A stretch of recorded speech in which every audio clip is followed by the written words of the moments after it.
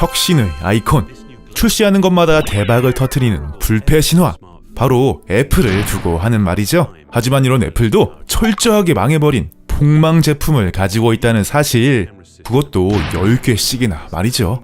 오늘은 감추고 싶은 애플의 흑역사 연대기에 대해 알아보죠. 애플2 컴퓨터는 출시되자마자 대히트를 치면서 애플을 IT계의 강자로 만들어준 개국공신이라 할 수 있는데요. 잡스가 야심차게 선보인 후속작 애플3도 당연히 전작의 명성을 이을 줄 알았지만 결과는 정반대. 어딘지 모르게 사용하기 불편한 디자인과 엽기적이게도 쿨링팬을 달지 않아서 CPU가 과열로 뻗어버리기 일쑤였기 때문이었죠. 결국 출시 초기 14,000대 분량이 리콜 조치되기에 이르는데요. 이를 기점으로 컴퓨터 시장의 주도권이 애플에서 IBM으로 넘어갔기 때문에 애플로선 감추고 싶은 흑역사라 할 수 있겠죠.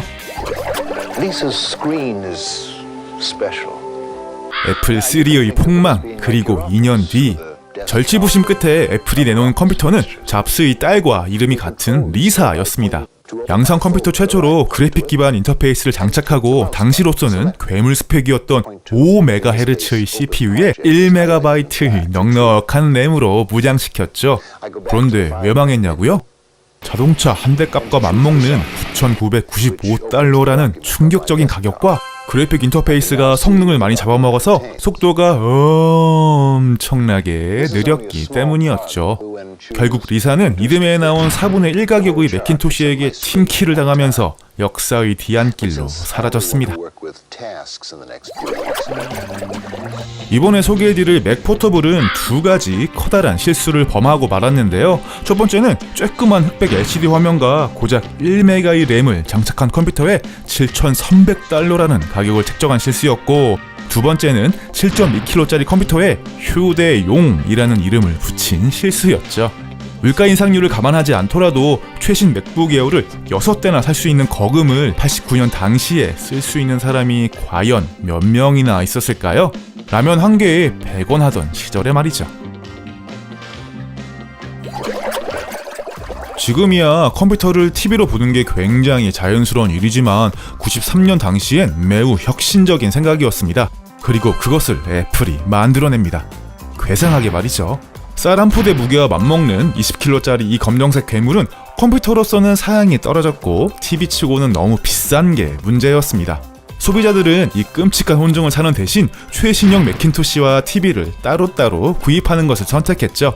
결국 1년간 고작 10,000대만 출시된 채 그렇게 역사의 뒤안길로 사라지고 말았습니다.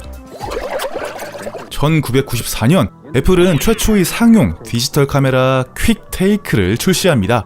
그 당시에 무려 640에 480의 고해상도로 촬영이 가능했을 만큼 성능이 뛰어난 기기였죠. 그러나 뒤따라 디지털 카메라 시장에 뛰어든 전통의 강호들에 밀려 큰 빛을 보지 못했고 제품 라인업을 정리하면서 세상에 나온 지 3년 만에 숨을 거두고 말았습니다.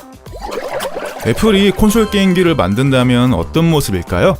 1995년 애플은 반다이와 손잡고 콘솔 게임기 PP를 내놓습니다. 하지만 시장은 이미 플레이스테이션과 닌텐도 64 등 일본 제품들이 점령한 상태. 게임기 시장의 신생아 애플을 믿고 $600라는 거금을 지불할 사람은 아무도 없었죠. 결국 애플은 1년 만에 게임기 시장에서 철수해야만 했습니다. 1997년 자신들의 20번째 생일을 기념하기 위해 엄청난 괴물을 준비한 애플. 그 이름도 거창한 20주년 기념 매킨토시. 늘씬하고 수려한 회색빛 몸체에 수직으로 장착된 CD롬, 가죽을 덧댄 키보드, 보스와 합작한 명품 스피커 등 애플은 자신들이 할 수 있는 모든 것을 이 매킨토시에 갈아 넣었고 자신들이 매길 수 있는 최대의 가격까지 붙여버렸죠. 무려 $7,500. 디자인에 혹하다가 가격을 듣고 분위기가 싸해진 사람들. 싸해진 분위기를 감지한 애플은 급기야 가격까지 내리는 초강수를 뒀지만 한번 돌아선 소비자들의 마음을 다시 돌릴 수는 없었습니다. 이렇게 망해가던 애플에게 산소호흡기를 달아준 고마운 존재, 궁극의 아름다움을 선사하는 일체형 컴퓨터. 애플 역사상 가장 성공한 제품 중 하나, 바로 아이맥.